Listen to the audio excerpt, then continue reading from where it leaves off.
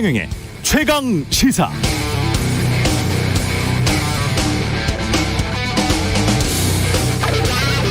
네, 어제 아침 인터넷 신문 뉴스버스에 깜짝 놀랄 만한 기사들이 시리즈로 연달아 게재됐습니다. 첫 번째 기사부터 여덟 번째 반론 기사까지 모두 8시 50분대에 일시에 올라왔다는 점을 감안하면 꽤 오랫동안 취재된 보도라는 점을 알 수 있고요. 기사 제목들도 이례적으로 단정적입니다. 팩트나 서류가 없다면 이렇게 단정적으로 기사 제목을 뽑을 수 있을까 싶을 정도입니다. 윤석열 검찰이 총선을 코앞에 두고 유시민, 최강욱, 황희석 등을 국민의힘에 고발 사주했다. 검찰과 김건희 씨를 비판한 보도 기자들도 야당에 고발 사주했다. 고발장을 작성해 증거 자료도 야당에 넘겼다. 이 단독 기사들의 의미, 배경 설명이 나와 있고, 당시 손준성 대검찰청 수사정보정책관으로부터 범여권 정치인과 언론인들에 대한 고발장을 전달받아서 미래통합당 측에 전달했다는 의혹을 받고 있는 김웅 의원의 반론도 들어가 있습니다. 김웅 의원은 저는 전달만 했던 것 같다. 뉴스버스에는 이렇게 답변을 했습니다. 그런데 이후에 연합뉴스와의 인터뷰에서는 관련 보도는 전혀 사실이 아니다 이렇게 주장하면서 당시 의원실에 수많은 제보가 있었고 제보받은 자료는 당연히 당 법률지원단에 전달했다. 이건 잘 기억나지 않는다. 이렇게 이야기를 하고 있거든요. 연합뉴스와의 인터뷰에서 빠져있는 해명이 있습니다. 누구로부터 그 서류를 전달받았느냐. 그게 자신이 검사로 있을 때 함께 일하던 검찰 간부였는가 아니었는가, 이게 핵심인데요. 연합뉴스는 김웅 의원의 이 애매모호한 발언 전혀 사실이 아니다, 수많은 공익 제보를 당에 전달했다라고만 초기에 보도를 했죠. 핵심은 고발장 서류를 건네준 게 검찰인가 아닌가입니다. 김호수 검찰총장은 대검 감찰부에 진상조사를 지시했습니다.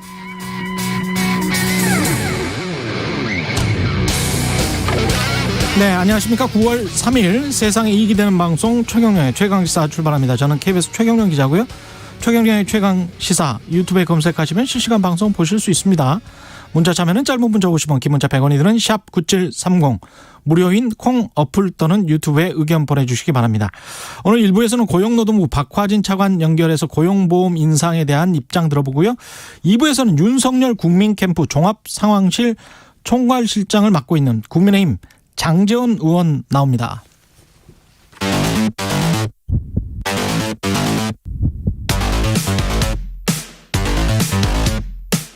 오늘 아침 가장 뜨거운 뉴스 언박싱.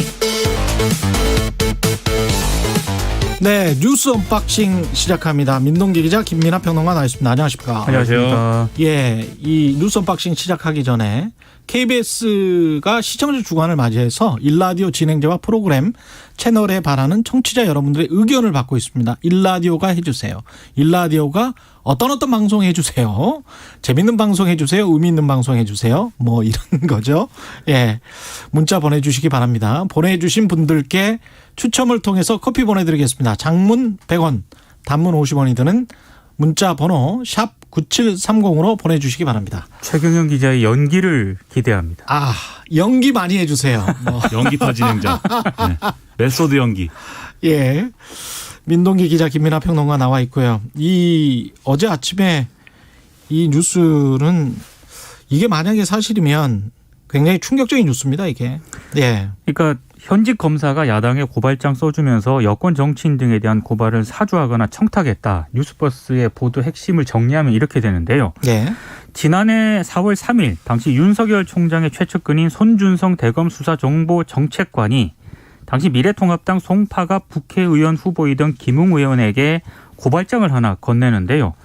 뉴스버스가 이 고발장을 어제 사진을 통해서 공개를 했거든요. 예. 피고발인 란을 보면 유시민 노무현 재단 이사장, 최강욱 황희석 당시 열린민주당 국회의원 후보 이름이 있고 뉴스타파 MBC 기자 PD 이름도 있습니다. 모두 11명인데요. 이들이 총선에 영향을 줄 목적으로 이른바 MBC 검언유착 의혹 등을 보도를 했고 여권 정치인들이 이 과정에 개입했다는 게 고발장 내용입니다. 그리고 피해자가 있지 않겠습니까? 예. 피해자는 윤석열 전 총장하고 부인 김건희 씨 그리고 한동훈 사법연수원 부원장입니다. 고발인란은 빈칸으로 되어 있었고요. 이게 이제 4월 3일 상황이고 4월 8일에 손 검사가 김웅 의원에게 다른 고발장을 전달했다고 뉴스버스가 보도를 했는데요. 예. 최강욱 후보 같은 경우에는 공직선거법 위반 혐의에 공직선거법상 허위사실 공포 혐의를 추가로 고발하는 그런 내용입니다. 이 고발장 역시 고발인란은 빈칸으로 되어 있습니다. 고발장이 미래통합당 측에 전달된 이후에 법률지원단으로 넘어갔다고 이제 뉴스버스가 보도를 했는데 실제 고발은 이루어지지 않은 것으로 나타났습니다. 이 사람들은 일부는 기소가 됐잖아요. 그렇습니다. 실제로 일부 기소가 됐습니다. 근데 그것은 이제 당이 이제 고발을 한 게 아니고 예. 이른바 이제 시민단체라고 하는 분들이 일부 이제 고발을 한 그런 부분에서 이제 뭐 기소되고 뭐 이런 재판으로 간 거고 일단 국민의힘은 뭐 본인들이 이것을 이게 그 고발을 사주한 거라고 하는데 고발을 실제로 안 했다라고 이제 해명을 하면서 그래서 이제 고발을 사주한 것이라는 고발 사주한 말이 측은 검찰이죠, 검찰. 그러니까 국민의힘이 아니고. 사주를 국민의힘에다가 했다잖아요. 지금 얘기가. 그렇죠. 근데 본인들이 고발을 안 했기 때문에 이것은 성립하지 않는다. 이렇게 이제 해명을 하고 있는데 근데 앞서 오프닝에서도 말씀하셨듯이 핵심은 국민의힘이 고발을 했느냐 안 했느냐가 아니고 그건 중요하지 않아요. 그렇죠. 전혀. 예. 그렇죠. 검찰에서 어떤 윤석열 검찰총장이나 또는 검찰 조직이나 이렇게 좀 자기들을 보호하기 위해서 이 야당을 활용해 가지고 고발을 하도록 만들고 심지어는 수사나 배당도 자기들의 입맛에 맞게 하려고 했는지 이게 핵심인 거죠. 그래서 야당의 지금 어떤 대응이나 이런 것들은 핵심은 아니다. 뭐 이런 야당에게만 했겠냐 이런 상황이면 그런 생각도 들고요. 그러니까 이게 약간 헷갈리실 분들을 위해 가지고요. 예. 왜 그러면 그 시점에 이런 어떤 검찰이 무리한 어떤 뉴스버스 보도 내용이 시점도 4월 3일, 4월 8일이면 네, 그 타임라인을 한번 볼 필요가 있는데요. 예. 지난해 2월입니다. 뉴스타파가 윤석열 총장의 부인 김건희 씨와 장본 최모 씨가 도이치모터스 주가 조작에 연루됐다. 이런 의혹을 보도를 합니다. 기억납니다. 예. 그리고 한 달 뒤인 지난해 3월 의정부지검이 사문서 위조 혐의로 장모 최 씨를 기소를 합니다. 그리고 3월 말에는 MBC가 이른바 검언유착 의혹을 보도를 하거든요. 예. 이런 일련의 흐름들이 있습니다. 그리고 당시 검언유착 의혹을 보도를 했을 때 그 유착의 한 당사자로서 윤 총장의 최측근인 한동훈 검사장이 지목이 되거든요. 당시 보도 직후에 법무부 장관이 추미애 장관이었는데 감찰 등 여러 가지 방식으로 조사를 할 필요가 있다 이렇게 언급을 합니다. 그러니까 이 뉴스버스가 보도한 고발장의 고발 대상을 보면은요. 유시민 이사장, 최강욱, 황희석 당시 열린민주당 대표, 언론사 관계자 7명이 포함이 돼 있잖아요. 예. 윤 전 총장 측과 갈등을 빚었던 상대방이 상당히 포함이 되어 있고 그래서 나오는 해석이 다 아니에요, 다. 그렇습니다. 유시민, 최강욱, 황희석. 이 불리했던 국면을 윤 전 총장 측이 좀 이렇게 고발 사주를 통해서 좀 반전시키려 했던 것 아니냐 이런 해석이 하나 있고요. 또 하나는 이 손 전 정책관이 고발장의 수신처를 대검 공공수사부장으로 기재를 하거든요. 예. 이것도 굉장히 좀 이상한 대목인데 왜냐하면 당시 서울중앙지검장이 이성윤 지검장이었습니다. 윤 전 총장하고 대립각을 세웠던 그런 인물이었기 때문에 서울중앙지검을 피하기 위해서 고발장 수신처를 대검 공공수사부장으로 한 것 아니냐. 이런 맥락에서 이제 이 뉴스버스 보도를 보시면 될 것 같습니다. 그러니까 손준성 대검 수사정보정책관 당시 지금은 대구고검의 인권보호관으로 가 있죠. 네. 그렇습니다. 이 사람의 수사정보정책관이라는 건 차장검사급이고요. 이게 수사정보정책관은 쉽게 말해 검찰총장이 눈이에요, 눈.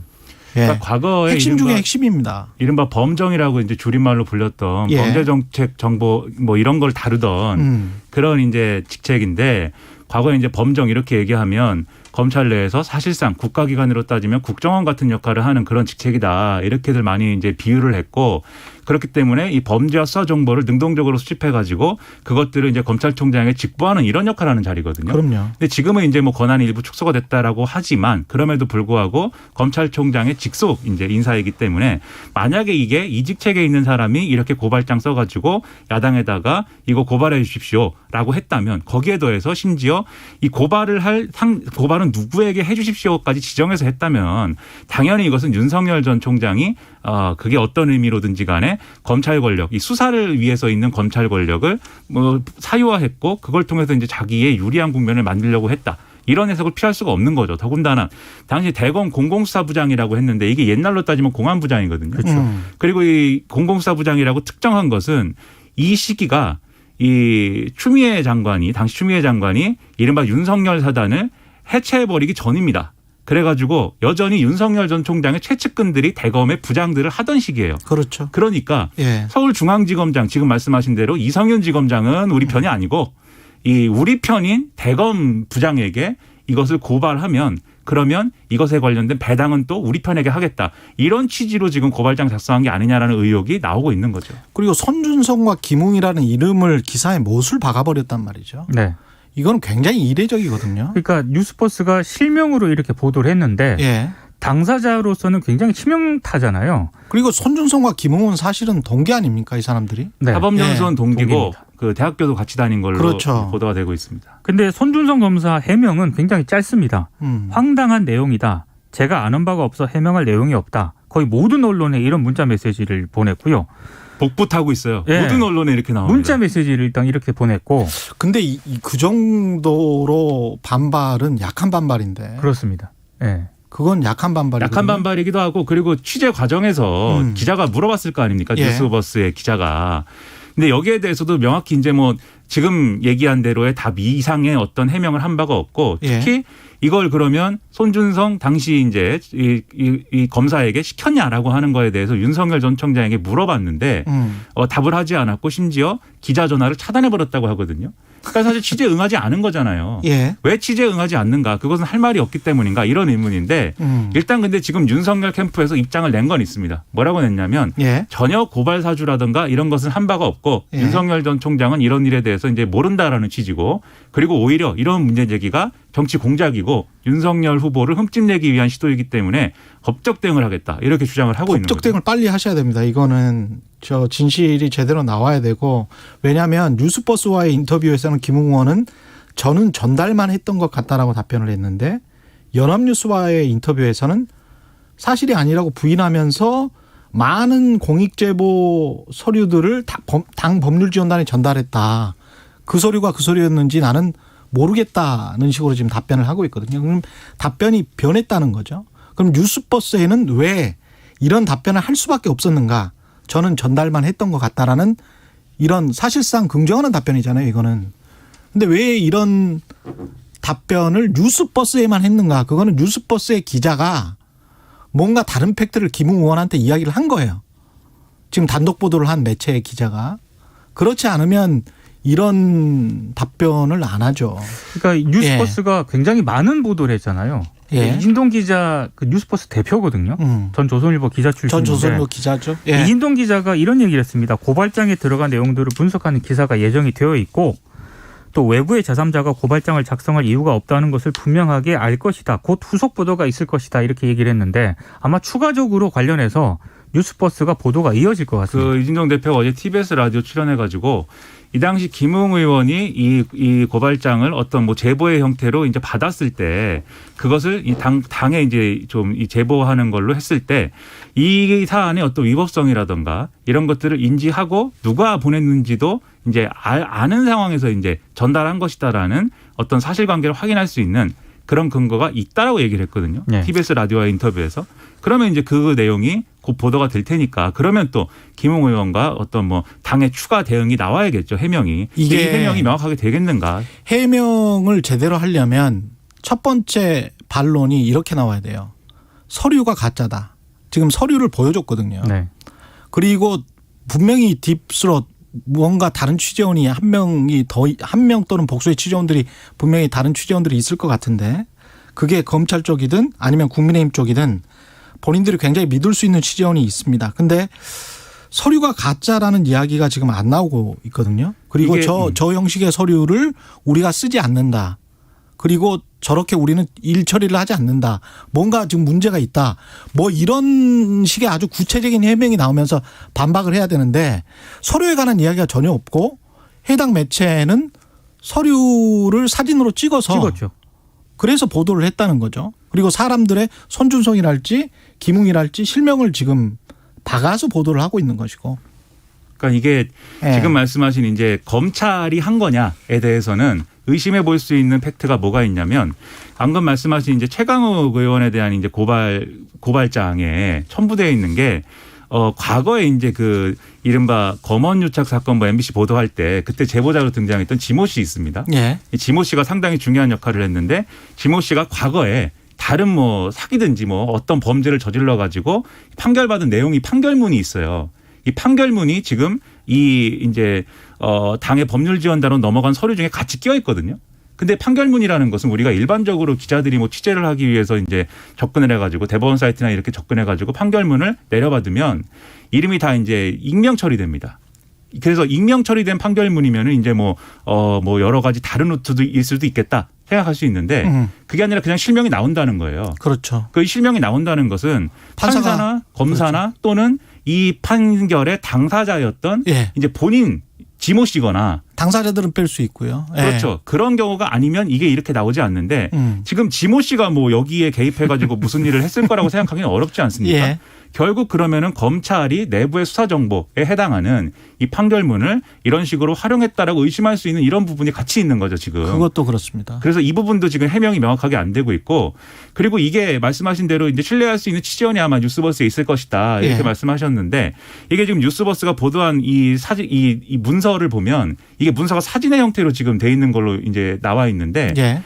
이게 이 메신저 SNS라든지 또는 이제 뭐 우리가 흔히 뭐 활용하는 메신저 있지 않습니까? 메신저를 통해서 전달을 한 것으로 보여요. 그러니까 무슨 얘기냐면 누가 애초에 메시지를 보낸 것을 어떤 특정한 메신저에서는 예. 그 메시지를 바로 그 메시지 자체를 다른 사람에게 이렇게 전달을 하면 이 메시지는 누가 보냈다라고 뜨거든요. 그렇죠. 이 누가 보냈다에 지금 손준성, 보냄 이렇게 나와 있다는 겁니다. 예. 그러면 우리가 합리적으로 유추를 하려면 이 사진은 그럼 어디서 나와서 보도가 됐느냐. 예. 손준성 보냄이라는 메시지까지 포함해서 받은 사람이 그러면 유출한 것에 가까운 사실로 보여요. 이거는 국민의힘 내부나 아니면 그렇죠. 검찰 내부 아니면 나올 수가 없는 서류 그렇죠. 같아요. 손준성 예. 보냄까지 같이 받은 사람이 지금 유출한 것이기 때문에. 예. 근데 지금 얘기를 쭉 이제 정리해 보면은 손준성이라는 사람은 결국 김웅 의원에게 보냈고 김웅 의원이 이 메시지를 다시 전달해도 손준성 보냄 이렇게 뜨거든요.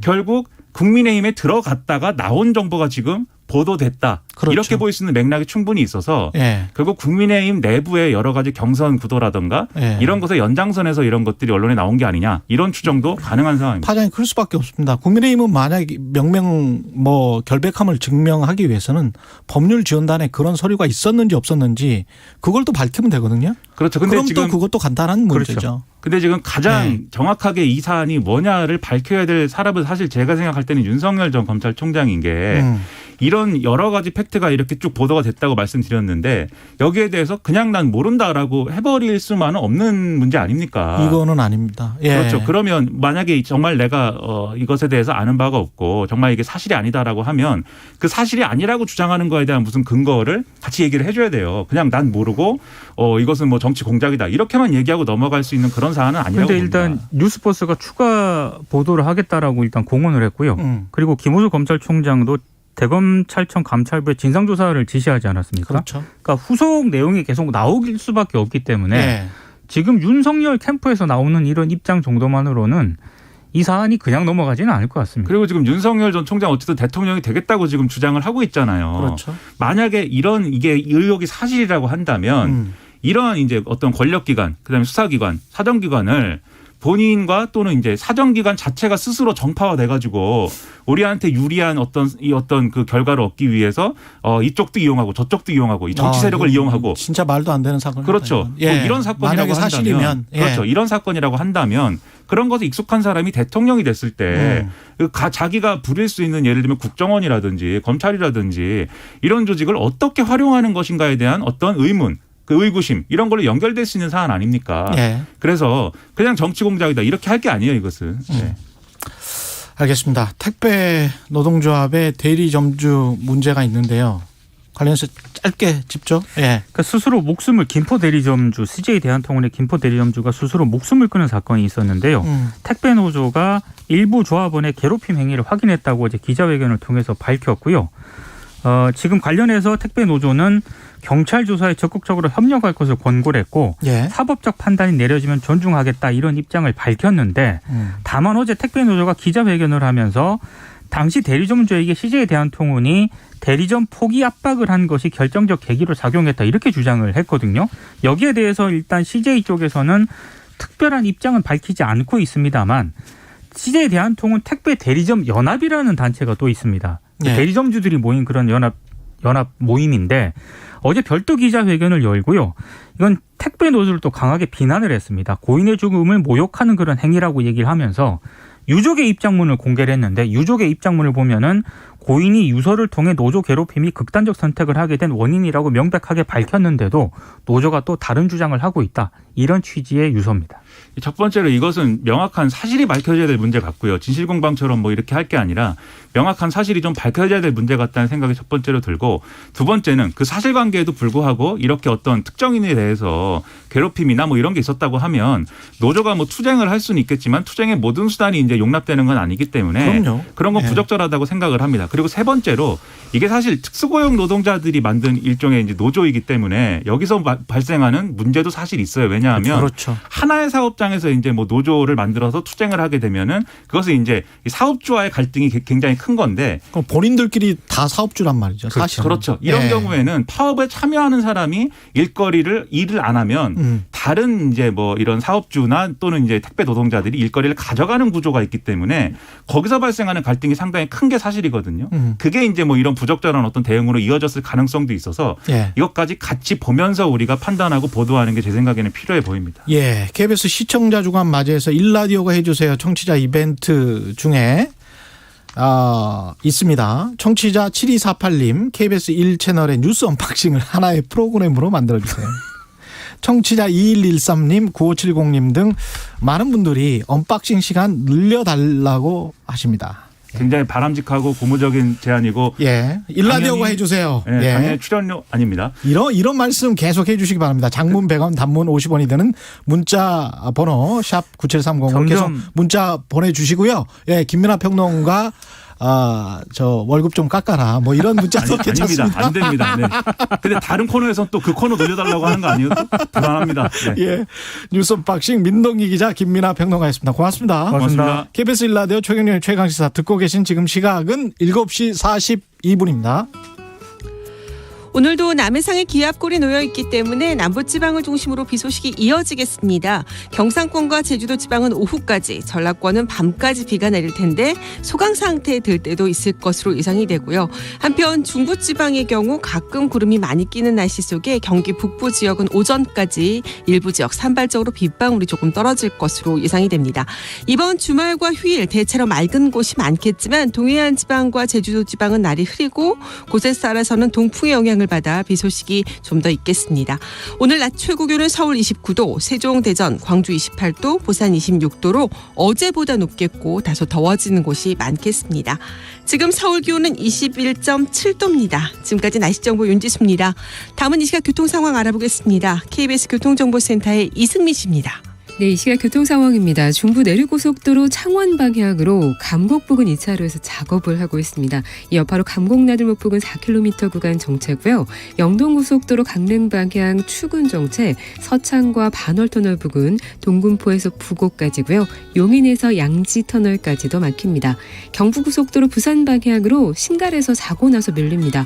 오산에는 낙하물이 있었는데요. 이 낙하물 치워졌지만 동탄에서 오산까지 정체입니다. KBS 교통정보센터였습니다. 오늘 하루 이슈의 중심. 당신의 아침을 책임지는 직격 인터뷰.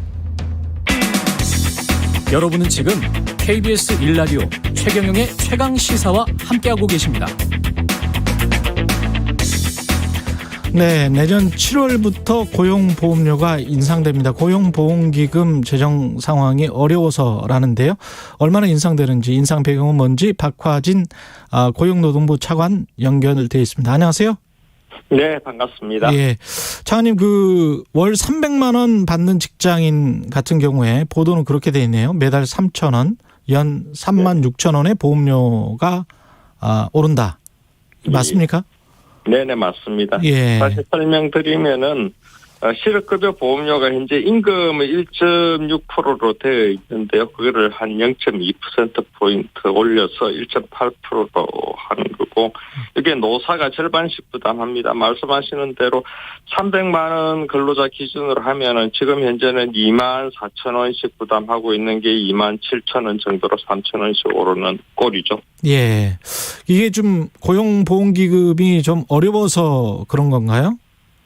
네, 그렇습니다. 아시는 대로 지난 2년, 1년 반 동안 코로나 저희 고용위기 상황에서 근로자들 저희들 고용 유지하고 또 취업 지원하고 특히 실업급여 지급하는 쪽으로 해서 고용보험기금 지출이 대폭 확대가 되어 왔습니다. 그래서 적자가 계속되는 상황이고 적립금도 거의 바닥에 접근해서 올해 연말 저희들 추계해보면은 한 4조 6천억 정도 이런 정도 남아있을 걸로 이렇게 예상이 되는데 사실은 내용을 보면은 다른 기금에서 저희들이 예수금이라고 빚을 내온 게 있습니다. 그 돈 제외하면은 이미 연말 되면은 마이너스 한 3조 원 이상 이렇게 될 걸로 예상이 되고 사실은 지금 내년부터 경기가 좀 회복이 되면은 실업급여 지출이 감소하면서 재정 수준은 자연스럽게 개선이 될 것 같은데요. 예. 그렇더라 하더라도 지금 2년 동안 누적되어 왔기 때문에 앞으로 2, 3년 이후로는 몇 년간 적립금이 사실 올려야 된다. 부족한 그런 상태에 있을 것 같습니다. 한 2, 3년 동안은. 예. 이게 실업률은 그렇게 다른 국가들에 비해서는 그렇게 급격하게 올라가지 않았었거든요. 네. 그런데 고용보험료가 오르는 게 그렇게 큰 부담은 아닙니다만 이게 다른 이유가 있을까요? 왜냐하면 실업률을 생각을 해보면 4% 안팎의 실업률을 계속 유지하고 있는데 실업자 수가 무슨 우리가 생각하지 못하는 다른 숫자가 있습니까 지금? 실업자, 이런 측면에서 보셔야 될 것 같습니다. 예. 지금 지난 2년 동안에 실업급여 지출액이 기억으로, 17, 18년도는 5, 6조 하다가 지금 한 12조 가까이까지 늘었거든요. 예. 첫 번째 원인은 아무래도 저희가 이제 실업 예방에 투자를 하면서 실업률 자체를 좀 낮춰온 측면도 있는데 그럼에도 불구하고 실업자가 많이 증가를 했습니다. 예를 들어 실업급여 지급 인원수로 하면은 19년도에 코로나 이전에 15만 명이던 게 작년에는 거의 18만 명 수준으로 20% 가까이 이렇게 늘어났고 그와 함께 저희들이 그 이전에 19년도에 이 실업급여 지급 수준이나 지급 기간을 조금 높이는 그런 조치를 취했습니다. 그 결과로서 코로나 상황에서도 이 실직한 분들이 생활 안정에 도움이 되기도 했었고 다른 측면에서는 그런 역할을 하면서 또 재정에는 상당한 압박이 있었고요. 또 제가 한 가지 말씀드릴 거는 실업급여 외에도 저희들이 고용유지 지원금이라고 들었지 않습니까? 많은 기업이나 근로자들이 도움도 얻고 또 저희들이 청년들 중심으로 해서 채용 장려금 지급 훈련도 대폭 확대해 왔습니다. 그 고용유지 지원금만 하더라도 작년에 2조 원 가까이 지출했고 채용 장려금이나 지급 훈련도 각각 예전에 비해서 5, 6년 전에 비해서는 엄청난 저희들이 재정 투입을 해서 그렇게 하고 있고 그게 다 고용보험기금에서 나가는 거군요.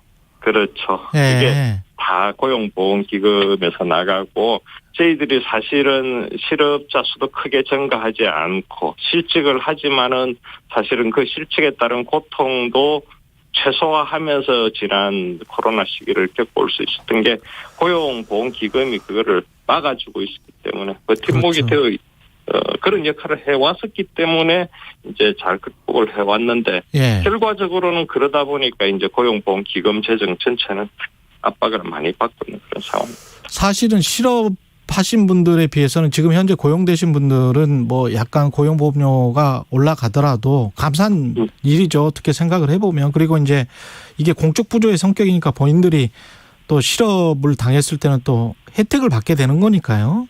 네네, 예. 맞습니다. 예. 그런 경우에 누구라도 실직 위험을 당할 수가 있고, 그렇게 해서 평소에 보험료를 통해서 적립을 해뒀다가 이런 상황이 생기면 돈을 쓰자는 게 원래 고용보험 목적입니다. 예.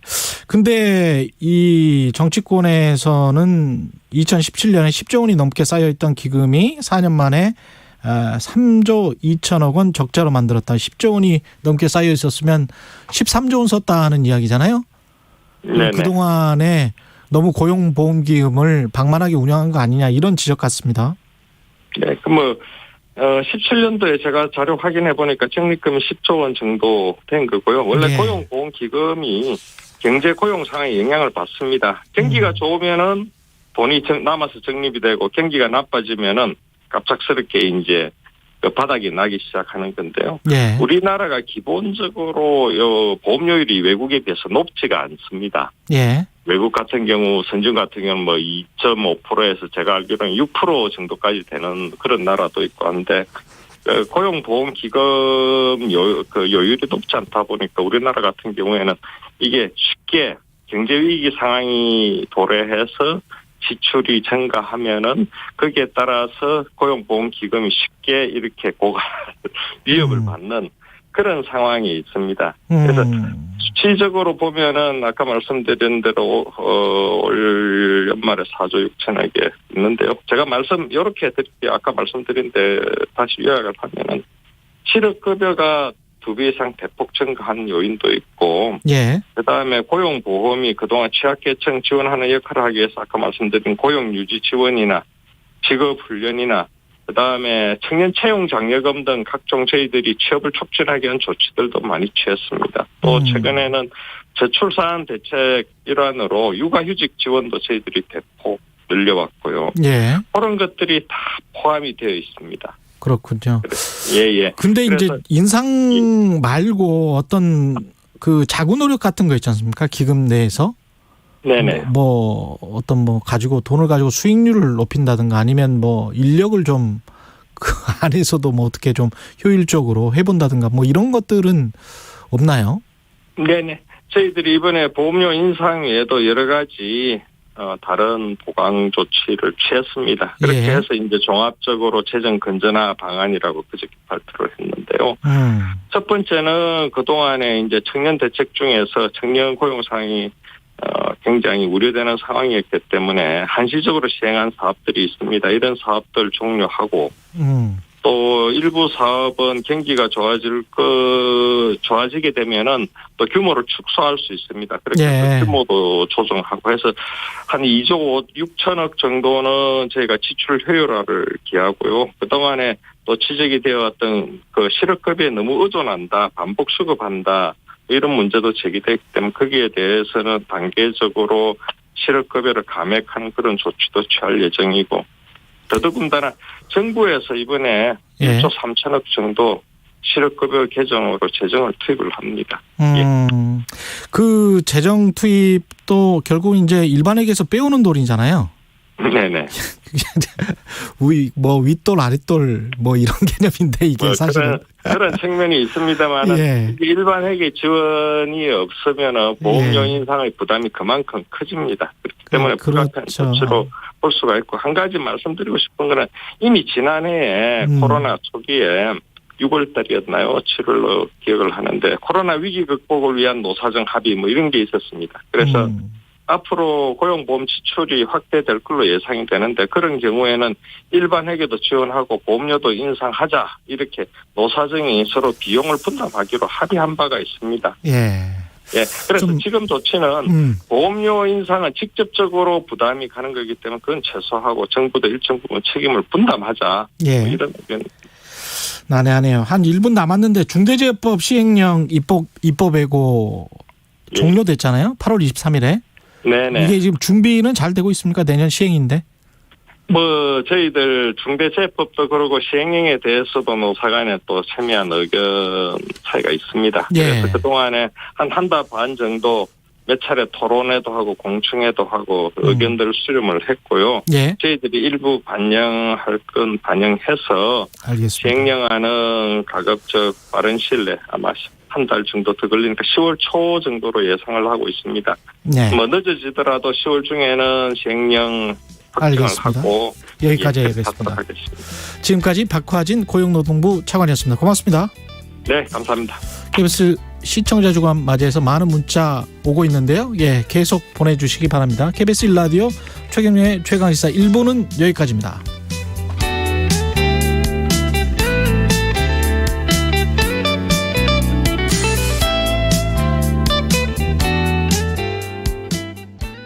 여러분, 집을 살 때 이것저것 꼼꼼히 따져보는 만큼 땅을 살 때도 신중해야 한다는 것 아시나요? 입지만큼 중요한 토양의 질과 오염 여부, 오염 부지의 정화 책임이 소유주에게 돌아갈 수 있는 만큼 이제 토양 환경 평가 제도를 이용해 미리 확인해 보세요. 토양 오염에 대한 경제적, 법적 피해를 막아주고 정화 비용 등의 책임을 명확히 하며 법적 분쟁을 사전에 예방할 수 있는 토양 환경 평가 제도. 이제 부동산 거래 전에 꼭 기억하세요. 이 캠페인은 환경부와 한국환경공단이 함께합니다.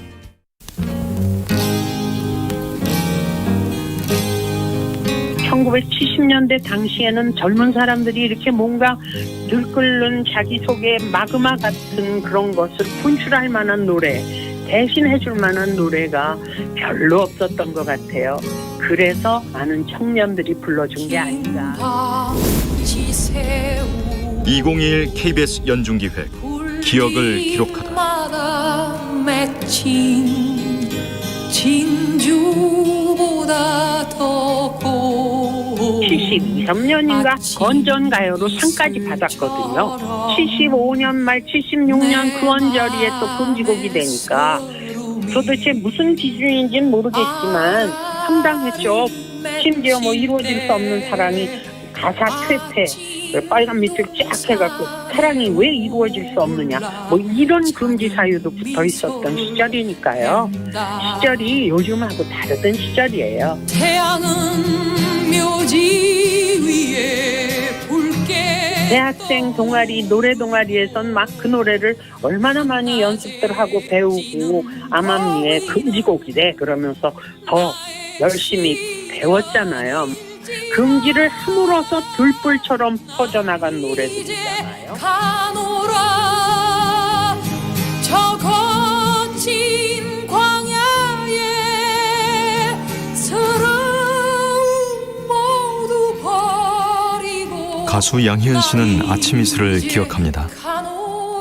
아침 이슬을 듣고 부르는 그 순간만큼은 가슴 뜨거웠던 그 시절로 돌아갈 수 있기에 이 곡은 영원한 청춘의 노래이자 나의 노래로 기억될 것입니다.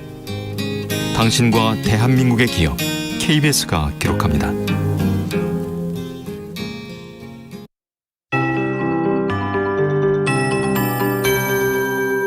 KBS 58분 날씨. 오늘까지는 남부지방을 중심으로 비가 더 내릴 것으로 예상되고 이후로는 당분간 동풍의 영향을 받아서 동해안 지방을 중심으로 비 소식이 좀 더 이어질 전망입니다. 지금은 동해 북부 해상에 위치한 고기압의 가장자리에 놓여 있는데요. 중부 대부분 지역은 구름이 조금 끼거나 맑은 곳도 있지만 남부지방은 흐린 가운데 곳곳에 비가 내리고 있습니다. 경상권의 경우 오후까지, 제주도 지방도 마찬가지고요. 전라권은 밤까지 비가 더 내리면서 낮은 소강 상태에 드는 곳도 있습니다. 전망입니다.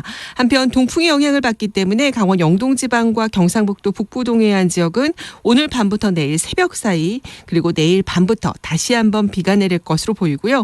제주도 지방은 내일 오후 한때 동풍 때문에 비가 내린다는 점 참고하시면 좋겠습니다. 대부분 지역은 예상 강우량이 5에서 20mm가량이고 제주도 지방은 10에서 40mm 정도로 좀 더 많겠습니다. 반면 중부 대부분 지역은 가끔 구름이 많이 끼는 가운데 지금 경기 북부 지역으로 는 구름대가 좀 수렴해 있습니다. 이 때문에 파주와 연천 등 경기 북부 지역 오전까지는 1mm 안팎으로 산발적으로 비가 조금 내리는 곳도 있겠습니다. 오늘 낮 최고 기온은 24도에서 30도의 분포가 되겠고 서울은 29도, 부산 26도 등으로 어제보다 기온이 높은 곳이 많겠습니다. 지금 서울 기온은 22.4도입니다. 윤지수입니다.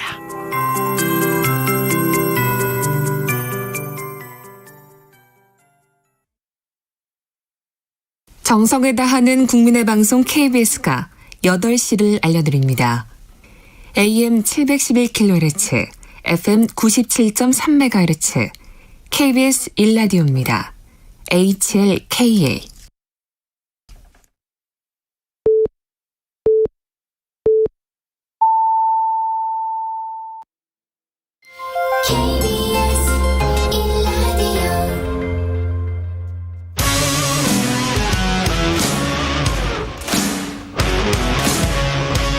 오늘 하루 이슈의 중심 최경영의 최강 시사. 네, 국민의힘 대선 경선 버스가 출발하면서 후보들 간 신경전 치열해지고 있고요. 특히 윤석열 전 총장, 윤석열 후보에 대한 견제가 이어지고 있습니다. 윤석열 국민캠프 종합상황실의 총괄실장이십니다. 국민의힘 장제원 의원 나오셨습니다. 안녕하세요. 안녕하십니까. 예. 오늘 사실은 그 경선룰 관련해서 자세하게 이제 이야기를 하고 싶어서 나오신 건데. 아니, 자주 불러주셨는데 제가 출연을 못했습니다. 예. 그러니까 아침에 예. 보통 6시 50분에 예. 매일 아침에 회의가 있다 보니까. 그렇죠. 아침 라디오 방송 출연하는 게 굉장히 불가능했거든요. 예. 그래서 최강 시사가 인기가 있다는 얘기를 많이 들어가지고. 고맙습니다. 꼭 출연하고 싶었는데 예. 시간이 안 됐는데 예. 이제 제가 어느 정도 캠프가 안정이 돼가지고 예. 월목만 아침 회의를 하게 돼가지고 아침에 좀 시간이 있어가지고. 사실은 뭐 다른 라디오 프로그램도 비슷하겠습니다만은 동시간대 저희가 다른 후보들 다 출연했었거든요. 정말이에요? 예. 예. 여야 모든 후보들이 다 나왔었는데 윤 후보님만 안 나왔습니다. 후보님 직접 나오셨나요? 예, 후보들 다 지금. 제가 이 최강 시사에 꼭 모시도록 하겠습니다. 예, 꼭 좀 모셔주십시오. 예. 일단 조금 좀 이게 부담스럽겠지만 시점이 뭐 어제 나온 뉴스라서 이걸 안 여쭤볼 수는 없어요. 크게 부담스럽지 않으니까요. 아, 그래요? 마음 놓고 물어보십시오. 그래요? 오늘 20분 출연이죠? 예. 20분 내내 물어보십시오. 아, 그래요? 예. 뉴스버스 관련해서는 뉴스버스의 기사는 그렇습니다. 지난해 총선을 앞두고 4월 3일과 4월 8일에 윤석열 총장의 최측근인 손준성 당시 대검 수사정보정책관이 송파가 국회의원 후보였던 김웅 미래통합당 국회의원 후보에게 고발장을 건네서 이걸 고발 사주, 여권 인사 또는 정치인, 언론인들 고발 사주했다. 검찰이. 그래서 윤석열 검찰이 고발 사주했다. 이게 이제 기사 제목이에요. 전체. 한 8개 기사를 썼던데 다 보셨습니까? 예, 봤습니다. 어떻게. 황당하고 어처구니가 없습니다. 황당하고 어처구니가 없다. 아니, 그 고발장을 전달했다는 손준성 검사도 아니다 그러고 김 의원도 아니다 그러고 고발도 안 됐다고 합니다. 그런데 윤 후보에게 이 모든 음흉한 뭐 정치 공작 같은 것을 덮어 씌워가지고 이렇게 하는 거는요. 정말 이거는 시대의 정치 공작이다 생각하고요. 어떤 배우가 있는지 이걸 밝혀야 된다고 생각합니다. 그러면 오늘 뭐 추가로 보도를 한다 그러니까는요.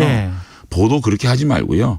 정확하게 좀 보도를 다 해 주시기 바랍니다. 그 해명을 듣기 위해서 계속 윤석열 캠프에 전화를 했으나 그러나 전화를 차단했다 이런 기사도 있었거든요. 누가 전화를 차단을 했죠? 그런 적은 없고요. 그런 말씀은 이해가 안 되고요. 한번 상상을 해보자고요. 생각을 해보자고요. 윤 후보가 진짜 야당의 고발이 필요했다고 하면 왜 건너서 김웅 의원은 그 당시에 의원도 아니었습니다. 그렇죠. 우리 당에 사실상이 당이 어떻게 돌아가는지도 모르는 분이에요. 바른미래당 측에 있다가 오셔가지고 공천받아서 송파에 출마하지 않았습니까? 근데 그분에게 그 고발장을 전달할 바보가 있습니까? 윤 후보가 진짜 야당 고발이 필요하다고 했다면 그 당시에 이 법률 지원 관련된 책임자가 정점식 의원입니다. 정점식 의원이 책임자고 윤 후보와 정점식 의원은 가장 가깝습니다.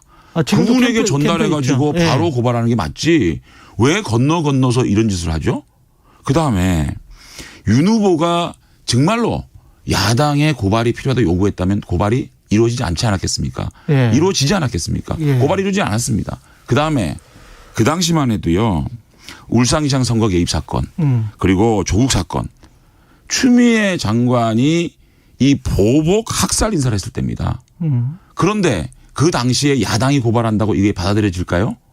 그러니까 이런 것이 기본적으로 육하 원칙에 맞지 않는 얘기입니다. 우리 윤 후보가 이 문제에 개입했다는 어떤 증거가 있습니까? 이렇게요. 이런 경선이 시작하는 입장에서 이런 딱 시기에 이렇게 황당한 보도를 가지고 예. 윤 후보를 죽이려 하는 거 예. 저는 뭔가 이것은 뭐 정치 공작이고 어떤 배우가 있다고 생각합니다. 정치 공작이고 배우가 있다면 그렇습니다. 배우가 없고는 아니 제가 현재는 뭐 유령 같은 건데 아니 그러니까 서류가 만약에 이제 이 보도가 사실이라면 검찰의 쪽으로부터 전달된 서류가 미래통합당의 법률지원단으로 간 거잖아요. 그러면 나올 수 있는 소스가 국민의힘 내부거나 검찰 내부밖에 없는 거거든요. 김웅 의원이 그걸 받았다는 거 아닙니까? 손준성 씨는 김웅 의원에 준 적이 없다 그러고 예. 김웅 의원은 모르겠다 그러고 고발이 안 됐습니다. 그런데 어떤 증언을 가지고 이걸 이렇게 보도를 하는 거죠? 일단 서류가 있고 예. 어떤 서류가 있죠? 이 서류를 보면 그 고발장이 손준성 씨가 쓴 게 증명됐습니까? 그러니까요. 그걸 여쭤보는 아니 거예요. 그러니까요. 예, 저희들이 손준성 씨한테 물어보겠습니까? 김웅 의원한테 물어보겠습니까? 둘 다 아니라 그러지 않습니까? 공개적으로. 아니죠. 그런데 그 문건 가지고 지금 윤석열 후보가 개입됐다는 증거입니까? 말씀을 해보시죠. 아니 증거냐고요. 제가 여쭤보는 거는 그게 예. 김웅 의원이 저는 전달만 했던 것 같다라고 이 뉴스버스에는 처음에 답변을 했단 말이죠. 아니 김웅 의원이 어떤 예. 답변을 했는지 예. 결국은 김웅 의원은 모르겠다고 하는 거 아닙니까? 전달했다고 증언을 했습니까? 김웅 의원이. 그러니까 이 매체에는 처음에는 저는 전달만 했던 것 같다 이렇게 답변을 했어요. 이것도 뭐 그건 김웅 의원한테 물어보십시오.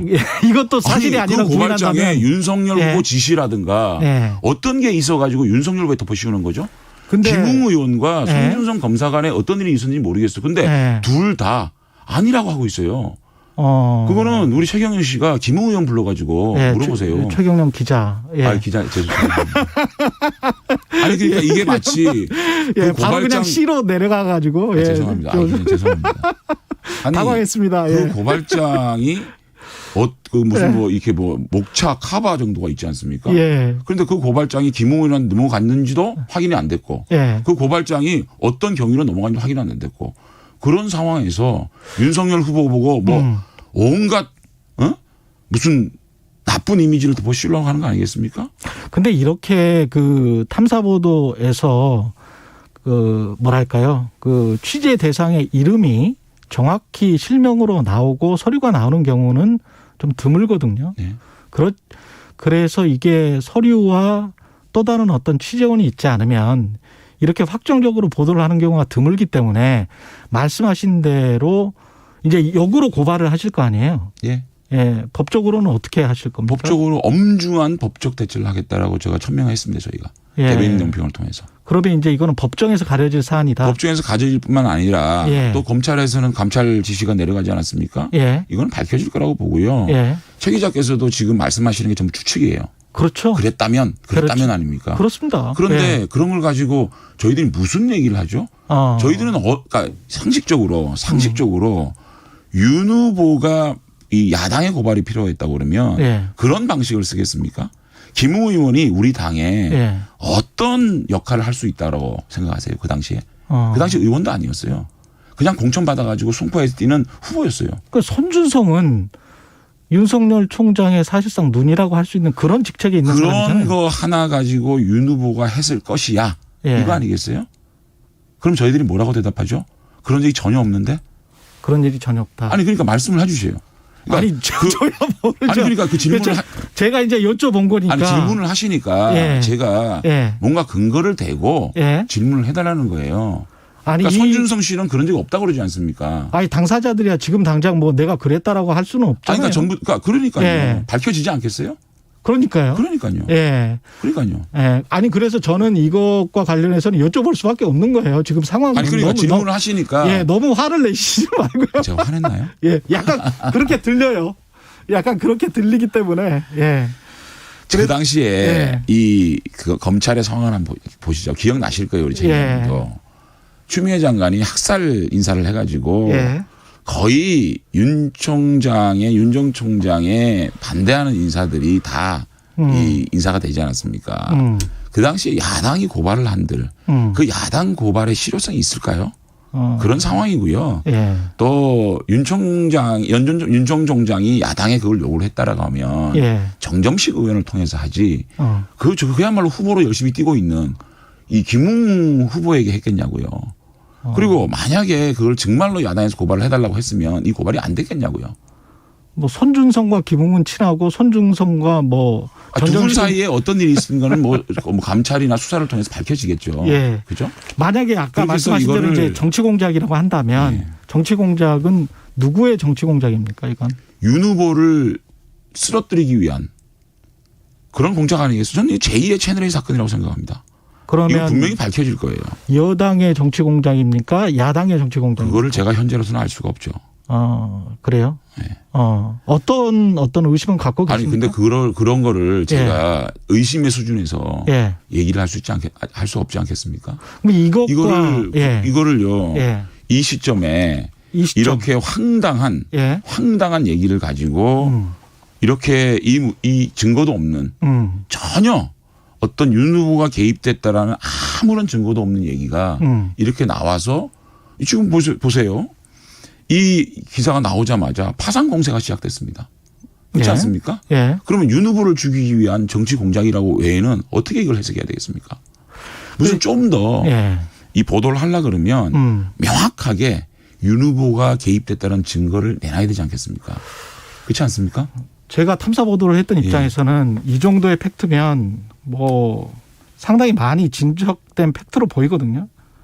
제가 생각할 때는 그렇습니다. 그래서 만약에 정치 공작이라고 한다면 이게 경선 룰이 어떤 뭐 논의가 되고 논란이 되고 역선택 방지 조항 그다음에 이제 경선 버스가 출발하는 어떤 시점에 아주 초기 시점이거든요, 지금. 이런 시점에 당내에서 뭔가 뭐가 있는 거 아닌가? 그런 어떤 또 추론을 할 수도 있을 것은 같아요. 기자적 시각에서 어떤 추론을 하시든 그걸 제가 대답할 분은 없는 것 같은데요. 어쨌든 이렇게 아무런 증거도 없이 이런 보도를 아무런 해가지고 증거도 없다. 이 야당의 유력 후보를 이렇게 죽이려고 하는 이런 것들은 좀 우리 선거사에 더 이상 있어서는 안 될 것이다. 알겠습니다. 저는 이렇게 생각합니다. 여기까지 듣고요. 그 경선 룰과 관련해서는 역선택 방지 조항을 뭐 윤석열 후보 캠프 쪽에서는 이걸 선호를 하는 겁니까? 어떻습니까? 아니 저희들은요. 이 선거관리위원회에서 저희들에게 의견을 제출할 기회를 주신 겁니다. 윤 후보 캠프 측에서는 어떤 생각을 가지고 있는지 선관위가 그런 저희들에게 의견을 말씀할 기회를 준 거 아닙니까? 그래서 그 기회에 그 경선 절차에 성실하게 응한 겁니다. 그래서 우리 캠프 측에서는 이러이러한 경선 룰을 사용했으면 좋겠습니다라고 성실하게 말씀한 거 아니겠습니까? 근데 저희들 입장에서는 이 역선택 방지 조항이라는 게 지금 뜬금없이 나온 게 아니라 이 당내에서 상당한 필요성에 대한 공감이 있었다라고 보는 거죠. 2018년도에 그 당시에 홍준표 대표가 당 대표를 하실 때인데 6.13 지방선거를 앞두고 이게 전국위원회를 통해서 99조의 그 역선택 방지를 할 수 있다라는 당헌이 개정되지 않았습니까? 지방선거 할 때. 그렇게 하고 이런 말씀을 하셨어요. 여론조사 득표수가 환산되기 때문에 어차피 본선에서 우리 안 찍을 사람이 역선택한 경우가 비일비재하다. 그렇기 때문에 역선택 방지 조항을 넣었고 그 당시에 지방선거 때 경선에 이 그 규정이 준용이 된 적이 있거든요.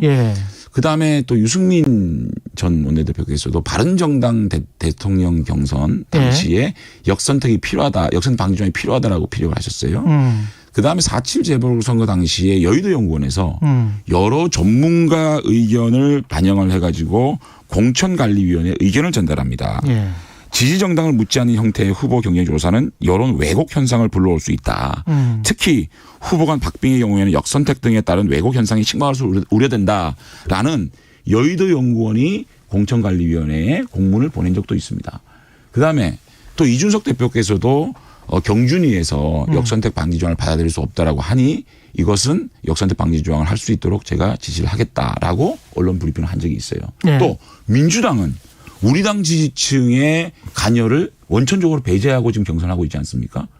이런 상황에서 우리 당만 이것이 필요 없다라고 얘기하는 거는 이해가 안 되고 어쨌든 우리 당을 대표하고 우리 당의 지도자분들께서도 이 역선택 방지 조항의 필요성들을 외부적으로 표출하지 않았습니까?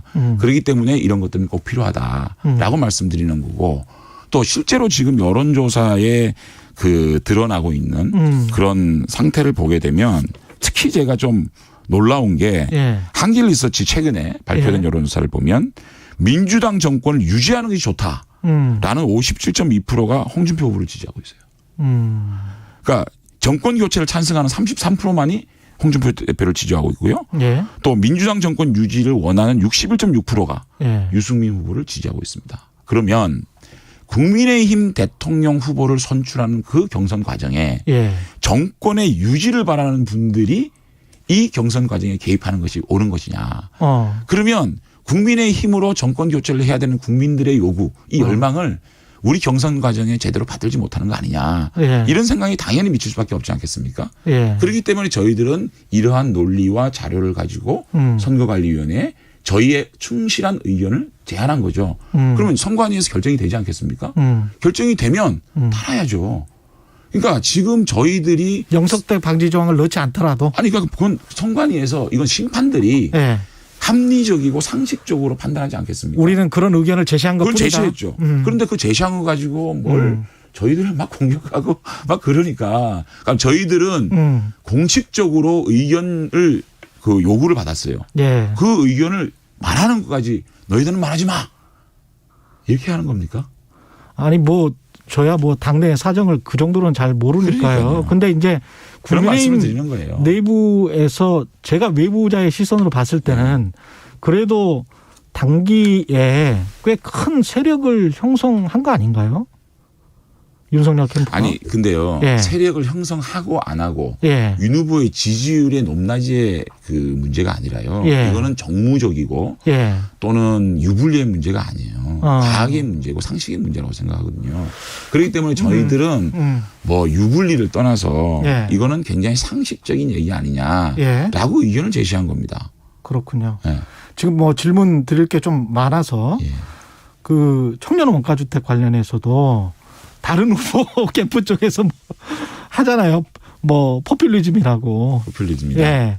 유승민 전 의원 측에서는 2천조 원의 손실을 떠안는 결과를 낳을 것이다. 이렇게 이야기를 했거든요. 저희들이 하나하나 제가 참 다른 후보들의 얘기를 제가 반박만 하기는 좀 그래요. 저희들이 지금 아침만 되면 저희 후보를 막 공격하는 거 우리도 모든 거를 대응하고 저희들이 그렇게 비방에 가까운 그런 것들을 다 대응을 한다면 이 경선이 어떻게 되겠어요? 좀 파지티브하게 가자. 많이 참고 있지 않습니까?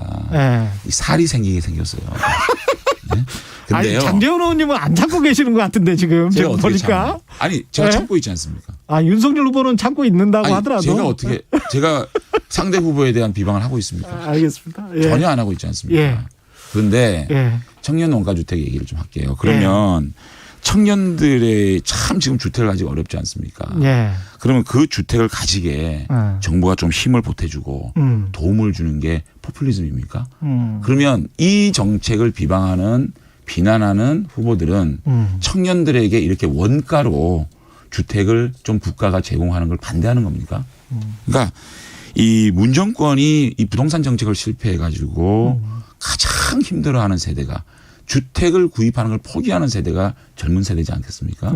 이분들에게 이 공공주택 사업자인 LH 같은 곳이 이익을 남기지 않고 원가로 이 주택을 제공하는 것이 포퓰리즘입니까? 이것은 국가에 당연히 해야 될 의무라고 생각하는 거거든요. 그들에게 주택을 구입할 수 있는 이 희망의 사다리를 제공하자는 거지 않겠습니까? 이분들이 공짜로 주택을 나눠주겠다는 겁니까? 기본소득 몇십만 원씩 주는 것보다는 그래도 자기가 노력을 해서 원가로 주택을 공급받을 수 있는 그 기회를 준다는 것이 그렇게 포퓰리즘이고 그게 이렇게 2천조가 들어가는 문제도 아니거든요. 원가를 가지고 원가로 제공하고 그 원가로 제공한 주택을 장기적으로 저리로 자신들이 일해서 갚아나갈 수 있도록 하고 그것이 나중에 팔 때는 국가에서 팔고 70%에서 50% 정도의 그 주택을 다시 되파는 시기에 따라서 그렇게 사준다는 게 그게 어떻게 그게 포퓰리즘이죠? 그게 어떻게 2,000조가 들어가는 거죠. 어떤 계산이 된 건지 잘 모르겠는데 예. 이런 정책을 가지고 대안을 놓고 서로 논의를 해야지 이런 걸 포퓰리즘이다 이렇게 한다는 거는 청년들의 꿈을 짓밟는 일이 아닐까요? 그 사용제와 관련해서 홍준표 후보가 그런 정도의 흉악범들은 내가 집권하면 사용하겠다 이렇게 이야기를 했잖아요. 그리고 난 다음에 윤석열 후보가 어떻게 보면 이제 그런 거에 두테르테 시기다 이렇게 우려를 표명했습니다. 그러니까 이제 홍준표 후보가 또 맞받아쳤고요. 이 과정은 두 후보 간에 지금 뭐랄까요? 1, 2 후보 간에 굉장한 어떤 신경전이다 이 정도로 보면 될까요? 신경전이라고 보이지는 않고요. 예. 그러니까 이제 그거를 홍준표 후보에게 예. 두테르테 얘기한 게 아니고 그런 방식 아니냐. 아, 홍준표 후보에게 예. 이야기한 게 그러니까 아니고. 그 예. 방식 아니냐 이렇게 얘기한 거고. 예. 어쨌든 사형제라는 것도 신중하게 우리 국민들의 이 동의가 돼야지 않겠습니까? 찬반 논란이 있는 거 아니겠습니까? 예. 그래서 좀 신중하게 현행 법으로도 이런 것들을 막을 어떤 그런 것들을 우리가 단단하게 하고 또 그런 부분이 있으면 국민들의 어떤 그 공감대를 또 동의를 구해야 되지 않느냐 이런 말씀을 하신 거고요. 저희들은 기본적으로 그렇습니다. 우리 캠프에서 한번 우리 최 기자님께서 우리 캠프 논평당을 쭉 한번 보십시오. 다른 후보에 대한 저희들의 경쟁 후보에 대한 어떤 언급도 하지 않습니다. 하지 않고 저희들은 저희들의 얘기들을 지금 논평을 하고 있는 거거든요. 다만 이 정책 관련돼서 어떤 그런 저희들을 근거 없이 이렇게 가짜 뉴스를 퍼뜨리는 식의 얘기는 정책본부 차원에서 경제정책본부 차원에서 Q&A식으로 하나 거기에 대해 답변하는 방식으로 저희 진행하는 거지. 지금 이 경선이요. 국민들이 정권 교체를 바라는 국민들이 우리 제1야당에 거는 기대가 얼마나 크겠습니까? 그런데 아침마다 후보 간에 서로 상호 비방하고 비방이 비방을 놓고 감정적으로 에스컬레이트되는 이 모습을 보면 우리 국민들이 너네도 똑같구나. 민주당 경선을 보고 지금 진일당 싸움을 하는 거 보고 얼마나 국민들이 실망하고 있습니까? 그러니까 저희들은 그래도 참고 자제하면서 정책 관련된 그런 비난, 비방, 근거 없는 뉴스 퍼뜨리기 이런 것에 대해서 차분하게 대응하고 있다. 그럼 한번 논평을 쭉 한번 보시면 그것이 이해가 될 겁니다. 알겠습니다. 윤석열 후보 모시고 더 자세한 말씀을 좀 듣고 싶은데 꼭 좀 출연 부탁드리고요. 제가 자주 나오겠습니다. 불러주십시오. 그 장재현 의원님 또 자주 나와주셔도 좋고요. 아까 고발 사주 의혹 관련해서 민주당 초선 의원들과 열린민주당에서는 공수처 수사와 국정조사를 요구했는데 이제 의원이시기 때문에 이 문제는 간단하게 답변을 해주십시오. 본인들이 원하면 다 되는 국회 아닙니까? 저희들이 원합니다, 안 원합니다고 해 됩니까? 180석 가진 무소불위의 권력을 가진 민주당이 하고 싶으면 다 할 수 있을 거라고 보고요. 어차피 심지어 언론 관련법마저도 그렇게 비공개로 문체위에서 그렇게 통과시키고 법사위에서 단독 통과시키는 분들이 뭔 일을 못 하겠습니까? 어쨌든 이 문제 뉴스버스의 기사는요. 저희들은 황당하고 험한 참 제2의 채널 A 사건이다 이렇게 생각 들고 저희는 한 점 저희들은 뭐 부끄러움이 없다. 부끄러움이 아니라 꺼리낌이 없다. 꺼리낌이 없기 때문에 저희들은 당당하게 임할 것이고요. 더 이상 이런 허접한 이런 정치 공작 하지 않기를 부탁드립니다. 화수목에 가능하시다고 우리 제작진한테 했다니까 자주 뵙겠습니다. 아니 월목이 안 되고요. 월목이 안 되고 화수가 가능하구나. 윤석열 국민캠프 종합상황실의 총괄실장이십니다. 장재현 의원이었습니다. 고맙습니다. 고맙습니다. 공정, 공익, 그리고 균형. 한 발짝 더 들어간다. 세상에 이익이 되는 방송. 최경영의 최강시사.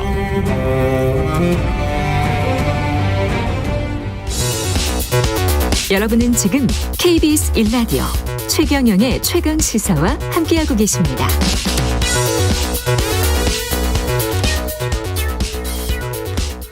네, 코로나19 바이러스 확산세가 여전한 가운데 오늘 방역당국이 추석 앞두고 새로운 방역 대책을 발표합니다. 전반적인 방역 완화 기조가 전해지면서 위드 코로나로 전환하는 것에 대해서 여러 가지 이야기 나오고 있죠. 한림대학교 강남성심병원의 감염내과 이재갑 교수님 연결되어 있습니다. 안녕하세요. 네, 안녕하세요. 지금 추석 앞두고 새로운 방역 대책 발표될 예정인데 오늘 나올 것 같은데 어떨 것 같습니까? 일단 계속 논의가 되고 있어서 이제 뭐 바뀔 수는 있겠지만 전반적인 기조는 일단 추석까지 포함해서 4주 정도 지금의 단계를 유지하겠다. 일단 방역의 기조가 바뀌지는 않는다라는 부분을 명확하게 하겠다라고 얘기는 하고 있는 것 같고요. 다만 이제 추석 연휴 때는 이제 좀 가족들, 직계 가족들이 모일 수 있는 범위는 좀 넓히겠다. 특히 예방접종을 하신 분들 중심으로 넓히겠다 정도가 이야기가 되고 있습니다. 그리고 그다음에 이제 뭐 자영업 하신 분이나 소상공인들에 대한 고통 때문에 영업시간 연장 문제에 관해서 논의가 되는데 그 부분은 어떻게 결정될지는 아직 모르겠고요. 그리고 이제 6시 이후에 인원이 4단계 인원 뭐 4명, 그 다음에 3단계에서는 6명에서 8명. 그 부분 이제 그 논의 중이었었거든요. 최종 결정이 어떻게 될지 잘 모르겠습니다. 앞에 정치인이 많이 시간을 잡아먹어서요. 지금 시간이 몇 분 안 남았습니다. 그래서 지금 핵심적인 부분들을 좀 여쭤봐야 될 것 같은데요. 집단 면역이 사실상 불가능해진 걸로 지금 보입니까? 어떻게 봐야 돼요? 집단 면역이 불가능하다는 부분들이 백신 접종이 이제 무용하다 이렇게 생각하시는 분들 그건 아니죠. 그건 확실히 아니고요. 그러니까 집단 면역만으로 코로나를 종식시킬 수 없다라는 부분으로 생각하시면 되고 그렇기 때문에 집단 면역과 함께 우리가 가장 잘하고 있었던 마스크 착용 또한 거리두기 이 세 가지를 적절하게 잘 적용해야 된다 이렇게 보시는 게 맞습니다. 이 부스터샷은 어쩔 수가 없는 선택이 되는 건가요? 네, 일단 뭐 이스라엘의 결과든 영국의 결과든 이제 6개월 넘어가면서부터 예방 효과 또한 떨어지기 시작하고 중증 예방 효과는 총장이 떨어지지만 중증 예방 효과도 어느 정도 떨어지는 걸로 보이고 있어서 일단 부스터샷은 아마 고위험군 중심으로 일단 6개월 이후에 시작이 되고요. 그다음에 나머지 연령층에 대해서는 이제 그 효과의 지속 여부에 따라서 이제 어차피 부스터샷은 하겠지만 시기적인 문제들은 조금 더 연구 자료들이 필요한 상황입니다. 그렇군요. 그 변이 WHO가 뮤 변이를 새로운 관심 변이로 지정을 했는데 이렇게 계속 변이 바이러스는 나올 수밖에 없는 거죠. 예, 그렇죠. 일단은 이제 변이 바이러스 자체가 또 변이를 할 수도 있는 거고요. 또 아예 새로운 형태의 변이가 생길 수도 있기 때문에 계속해서 변이는 발생할 거고 다만 그 변이가 이제 이런 유행 상황에 있어서 어떤 파급력을 가지냐에 따라서 뭐 관심종, 우려종 이런 식으로 이제 표시를 하는 거고요. 일단 그 성격에 대해서는 조금 더 연구가 더 필요합니다. 그리고 백신을 접종하고 난 다음에 어떤 부정출혈이나 급성 백혈병, 인과관계는 밝혀지지 않았는데 이런 보도들이 좀 나오고 있지 않습니까?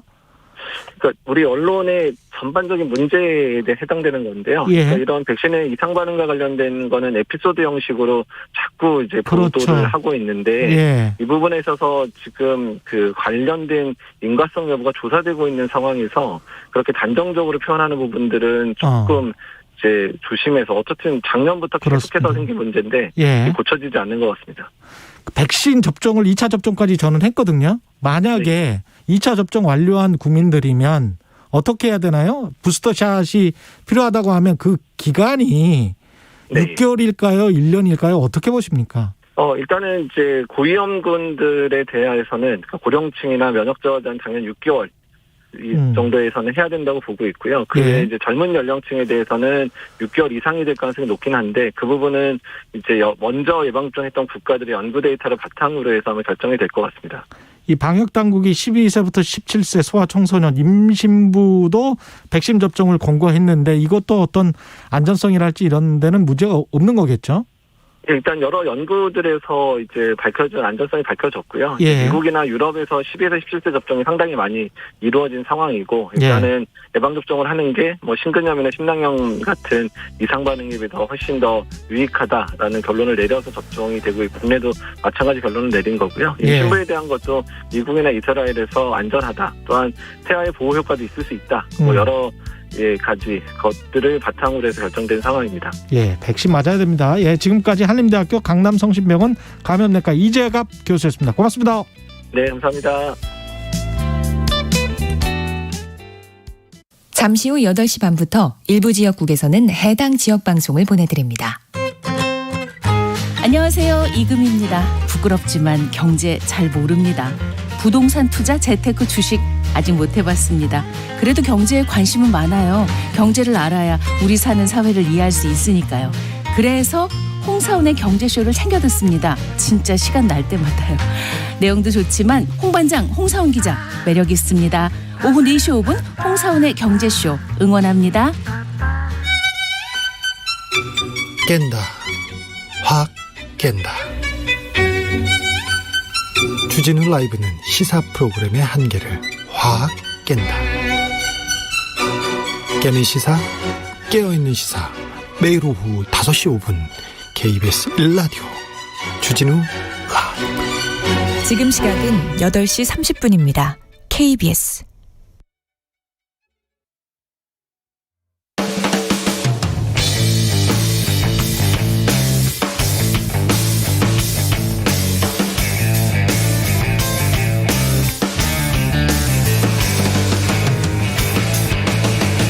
최경영의 최강 시사. 최강 시사. 김호기의 사회학 카페. 어서 오세요. 네, 뉴스의 이면에 있는 흐름과 우리 사회의 큰 담론에 대해서 이야기해보는 김호기의 사회학 카페. 연세대학교 사회학과 김호기 교수님 나와 계십니다. 안녕하십니까? 네, 안녕하세요. 예. 전쟁을 치른 듯한 그런 시간이 지나가서 좀 이제 안정되게 김호기 교수님과 좀 고담 중론 이런 것 좀 나눠봐야죠 우리가.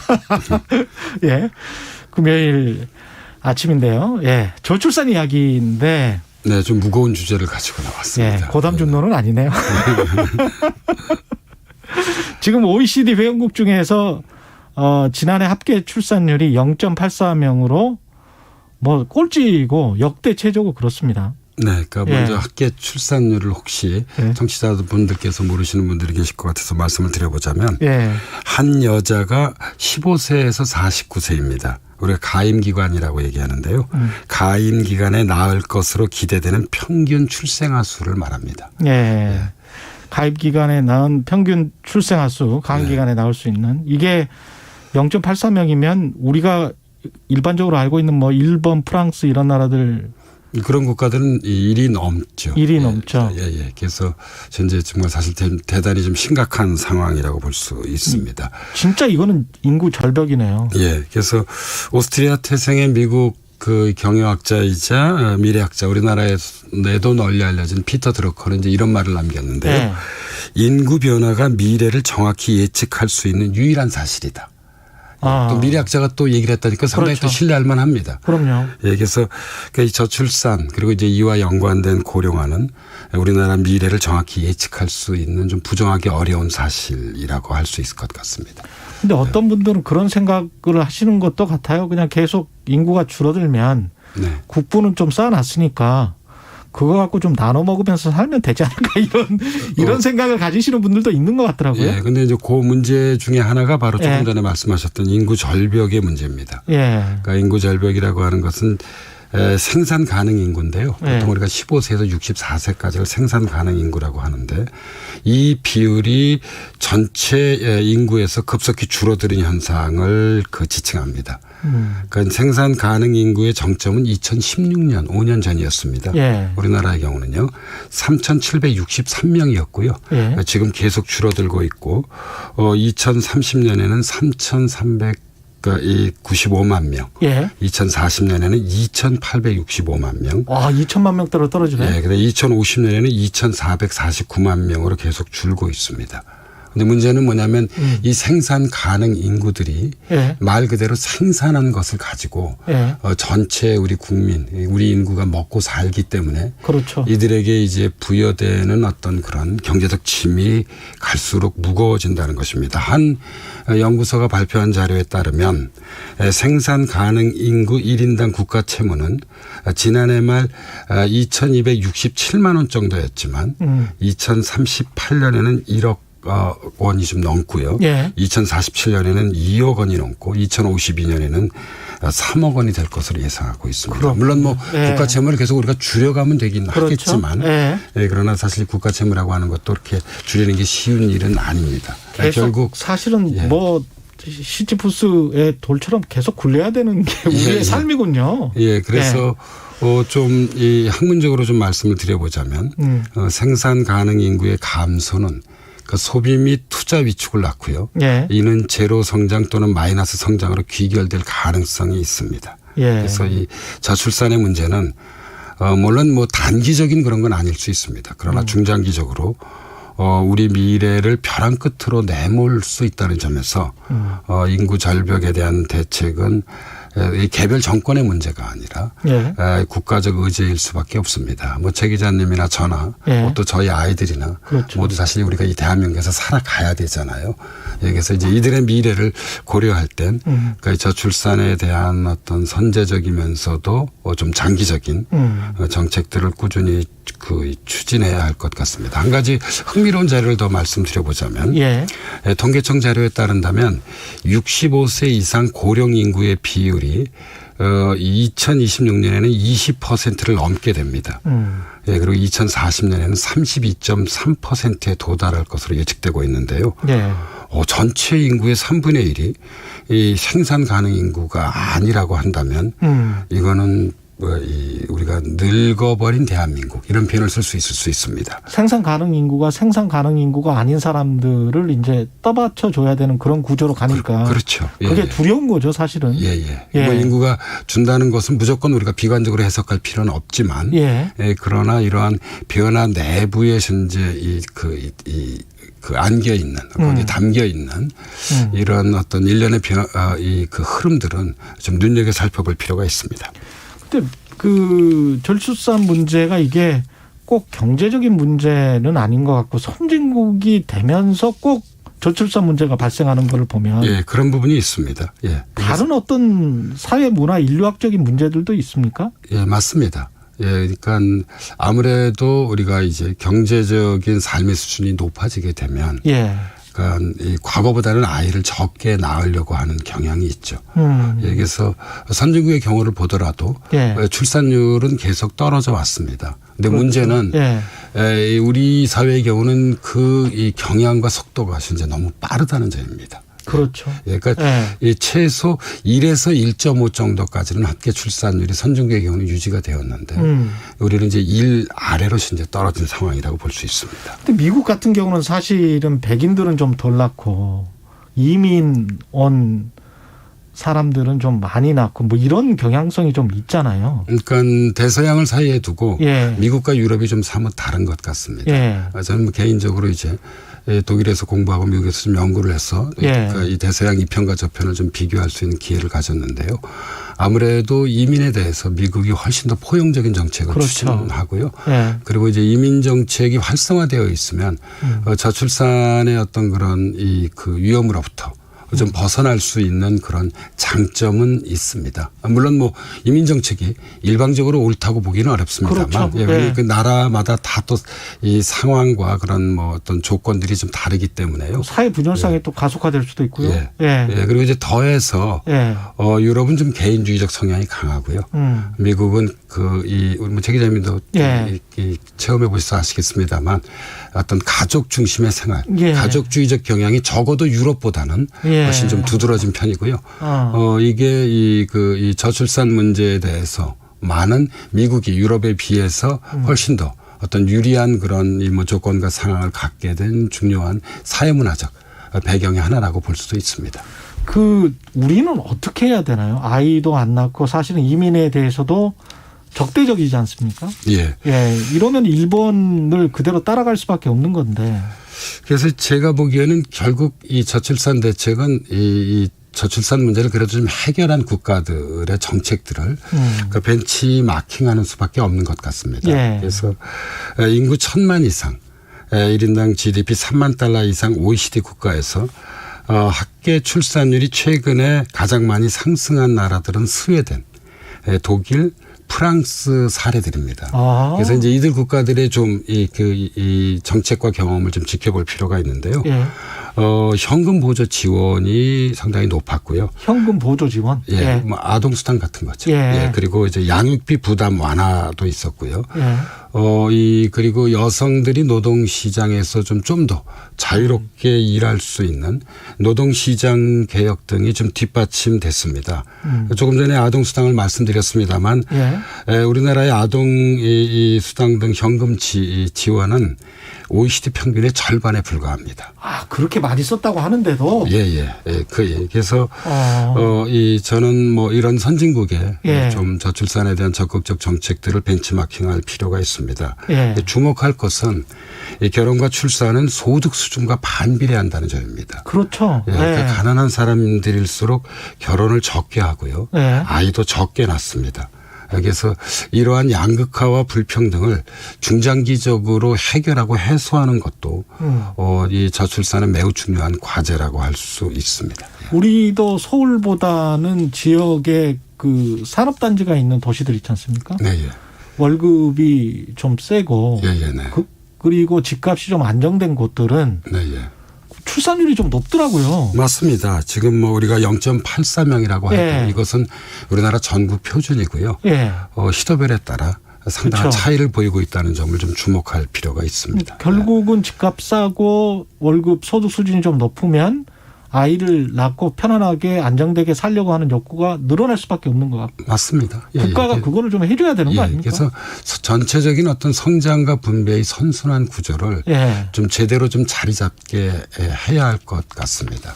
근데 이것도 다 이제 재원 문제고 돈 문제인데 또 세금 많이 내시는 분들은 세금 많이 내기 때문에 좀 싫어요. 뭐 이런 분들도 있을 것 같고요. 어떻게 생각을 전환해야 될까요? 패러다임 전환 같은 게 필요할 것 같은데요. 필요한 것 같습니다. 그래서 저는 좀 정책의 연속성 같은 게 무척 중요할 것 같습니다. 그러니까 우리나라는 이제 대통령제를 취하고 있기 때문에 5년마다 정부가 바뀌잖아요. 그런데 새로운 정부가 들어서게 되면 앞선 정부의 정책들을 대부분 다 부정하게 됩니다. 이러다 보니까 정책의 연속성을 연속성이 좀 상당히 좀 부족한 편인데요. 그렇죠. 그러니까 사실 저출산 고령화 같은 경우를 포함해서 이 어떤 정책들은 이 정책의 연속성들이 무척 중요합니다. 예를 들어 제가 조금 전에 말씀드렸듯이 그 아동수당 같은 것들은 꾸준히 늘려가야지만, 그리고 양육비 지원도 꾸준히 늘려가야지만 저출산 문제가 아마 해결될 것입니다. 그러니까 이제 저출산 문제를 해결하는 데는 이런 이제 제도적 처방도 중요하고 또 하나는 이 사회문화적 그런 그 조건도 중요합니다. 그래서 이 서구의 경우를 보면은요, 선진국의 사례들은 이 성평등 문화가 많이 정착된 나라일수록 이 출산율이 높습니다. 그래서 아이를 낳고 키우는 것을 엄마와 아빠가 함께 한다는 그런 그 문화가 뿌리 내릴 때 훨씬 출산율이 좀 높아지게 됩니다. 그래서 뭐 스웨덴이나 프랑스 같은 국가가 이제 출산율이 높은 편인데요. 바로 이런 문화적 조건도 매우 중요한 것이죠. 그 대선 후보들도 이쪽에 이제 관심을 많이 가질 것 같은데 5년짜리 대통령이 얼마나 할 수 있겠냐. 항상 뭐 대통령 선출되고 나서 나중에 이제 퇴임할 때 보면 이런 생각을 많이 하잖아요. 이런 구조적인 문제에 관해서는. 그렇죠. 어떤 연속적인 정책을 펴야 될까요? 그러니까 저는 이 저출산 문제를 해결하는 데는 사실 문화적인 것의 어떤 그런 영역은 뭐 정부의 영역이기도 하고 사실 시민사회 영역이기도 합니다. 그렇죠. 그래서 정부의 영역에 좀 국한시켜서 말씀드리자면 아동수당의 좀 적극적 확대, 그다음에 공보육의 강화, 그다음에 이 배우자 출산 휴가 확대 등 이건 다 직접적인 대책들입니다. 그러니까 아이를 좀 낳고 싶어하는 여건을 만들어 줘야만 합니다. 이게 중요하고요. 또 다른 하나는 오늘 뭐 제가 계속 말씀드린 것입니다만 묶어서 얘기하자면 고용, 교육, 주거, 노후 이 4대 불안 같은 이런 이 국민들이 현재 피부로 느끼고 있는 것들을 이런 불안을 해소할 때만 이건 구조적인 정책들입니다. 그렇죠. 저출산 문제가 좀 중장기적으로 해결될 수 있는 어떤 그런 좀 가능성이 열릴 것 같습니다. 그래서 이런 직접적 대책과 구조적인 정책에 대한 어떤 활발한 토론이 지금 여야가 후보가 결정이 되려면 한 11월 초잖아요. 그렇습니다. 모두 다요. 그래서 남은 한 3, 4개월 동안 좀 진지하게 좀 토론되어야 할 거라고 생각을 하고 있습니다. 알겠습니다. 우리의 미래입니다. 청취자 9832님 월세도 비싸고 집도 못 사서 그렇죠. 아이 낳기가 두려운 30대입니다. 청취자 조혜숙님은 맞벌이하다 아이 낳고 매벌이가 되면서 경제적으로 힘이 듭니다. 아이는 한없이 사랑스럽지만요. 다 마찬가지 의견이실 것 같아요. 예, KBS 시청자 주간 맞이해서 일라디오가 해주세요. 청취자 이벤트 중에 있습니다. 청취자 7420님, 일라디오는 어떤 것에도 흔들리거나 편파적이지 않고 국민들이 의심 없이 믿을 수 있는 방송을 해주세요. 예, 청취자 4279님, 가짜뉴스의 강력한 방패가 되어 주십시오. 예, 계속해서 일라디오가 해주세요. 문자를 주세요. 예, 장문 100원, 단문 50원이 드는 문자번호 샵 9730으로 문자 보내주세요. 예, 예, 말씀 감사합니다. 지금까지 네. 연세대학교 김호기 교수였습니다. 고맙습니다. 네, 감사합니다. KBS 일라디오 최경영의 최강시사 듣고 계신 지금 시각은 8시 45분입니다. 이 시각 교통 상황입니다. 경인고속도로 양방향 신월에서 정체인데요. 인천 방향으로 신월나들목 지나 고장난 차가 있었습니다. 경부고속도로 부산 방향으로 신갈에서 수원까지 막히고 오산에서 남사까지도 정체인데요. 오산 부근 1차로에 낙하물이 있고요. 안성분기점 2, 3차로에 걸쳐 낙하물이 있어서 주의하셔야겠습니다. 서양고속도로 목포 방향으로는 순산터널에서 용담터널까지 매송휴게소에서 비봉까지 밀리고 8탄 분기점 부근 정체되고 있습니다. KBS 교통정보센터에서 이승미였습니다. 최경영의 최강시사는 여러분과 함께합니다. 짧은 문자 50원, 긴 문자 100원이 드는 샵 9730. 어플 콩과 유튜브는 무료로 참여하실 수 있습니다.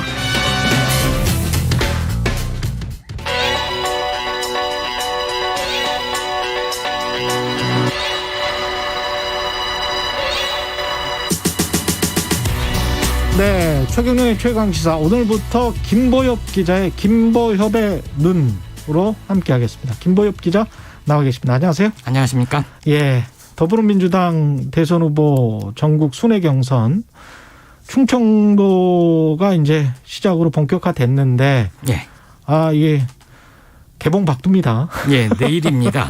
예. 내일 4일 대전 충남 그리고 5일 세종 충북인데요. 투표를 한 날 해당 지역의 대의원 그리고 권리당원들의 투표 결과는 그날 저녁에 공개가 됩니다. 내일 저녁에? 예. 대략 6시 정도에 대전 충남 그리고 다음 날 5일 세종 충북은 저녁 6시 정도에 마찬가지로 공개가 되고요.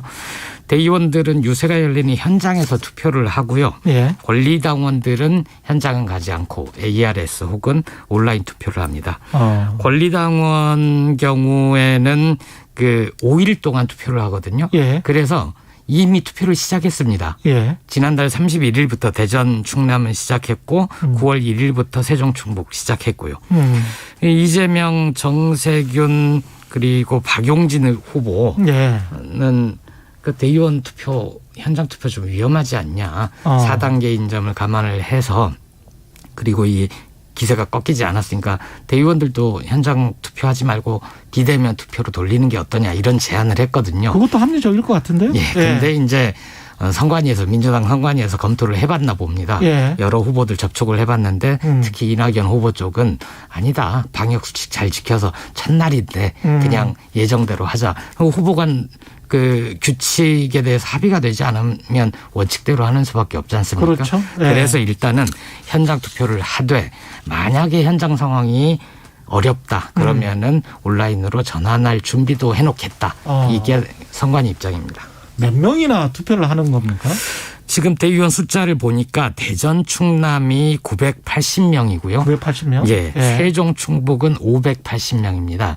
근데 이분들이 한꺼번에 예전에 대통령 후보 경선 보면 체육관 같은 데 다 모여가지고 연설 듣고 유세 다 듣고 나서 거기서 줄 서서 투표하고 그랬지 않습니까?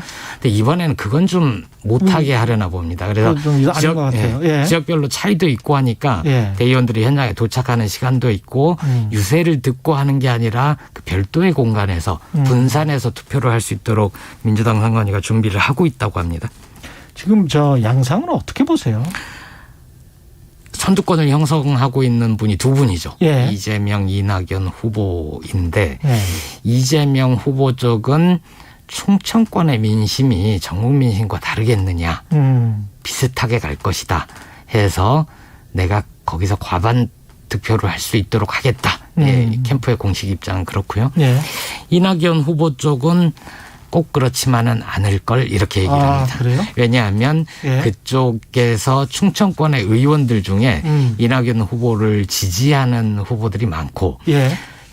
의원들이 지역위원장을 보통 맡지 않습니까? 그럼 예. 대의원 당원들에게 영향력을 많이 행사할 수 있으니까 이 정도 규모라면 우리도 만만치 않을 거야. 박빙이거나 아니면 그 다음에 한 2주 뒤에 호남에서 뒤집을 수 있을 정도의 표차 정도로 우리가 선방할 수 있다. 이렇게 주장을 하고 있습니다. 근데 지금도 그러나요? 그럼 국회의원들이 뭐 오늘은 뭐 이 후보를 찍읍시다라고 하면 대의원들이 일괄적으로 그렇게 합니까? 아니면은 이른바 반란표 같은 게 많습니까? 그냥 각자 자기 생각대로 하는 겁니까? 어떻게 되는 겁니까? 그게 안 되죠. 그게 안 되죠? 예, 특히 권리당원의 경우 예. 대의원들은 당 생활을 많이 하고 의원들하고 친밀도도 있고 예. 또 이해관계가 있을 수도 있고 그렇죠, 그렇죠. 그런데 권리당원은 숫자가 한 5만 명 정도 되거든요. 예. 이분들은 사실 굳이 지역위원장과 관계가 따지고 보면 예. 당원이